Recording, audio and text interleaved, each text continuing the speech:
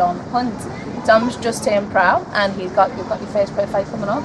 Yeah, on the 24th of November in Doncaster, at the Doncaster Dome. Okay. And who's the main event? It's Lee Appleyard's main event, and he's Commonwealth title eliminator, so it'll be a cracking night of boxing with some really good fights on. Brilliant. So you've been training with Junior also. Yeah. How's that going for you? It's going really well. I had a few amateur fights under his guidance, and then once he decided to set up Merways Boxing Club on his own, I just thought it was an absolute no-brainer to go and work with him full time, and it's just going brilliant. Brilliant. And have you learned any of those cheeky traits? To be fair, I'm not that kind of fighter, but luckily he's adding little bits, week by week. We're working on little things, so I'm getting a bit cheekier every time I spar now. I'm learning little bits, but he doesn't try and change what I do. He tries to bring out the best in what I do. With some trainers, they try and change everything, whereas he's really good. He just brings out the best in you, really. That's good. So obviously in the future you're going to get a few wins under your belt.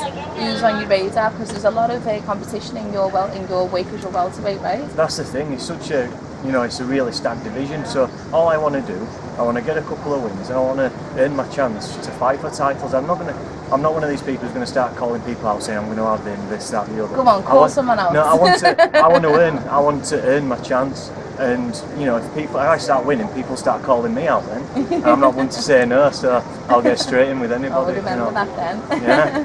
So Joshua and Wilder, not Joshua Wilder, Wilder and Fury this week, December. Who's your money on? For me, if Fury's anywhere near 100%, it can win comfortably. I think Wilder's the most concussive puncher in the division, but I think Fury, his movement, his speed, everything. I think he can have a 12. If he gets it right, he can have a 12-round shutout. And if he wins, who do you think will win against Joshua? See, I see it as top trumps, really. Joshua's got the most fans. I think Wilder's the biggest puncher and Fury's the best boxer. I think if he gets it right on both nights, he can beat them both comfortably. I don't think Joshua can stop him, but I think Wilder's the only one who can stop Fury. But I just think Fury's got too much for both of them.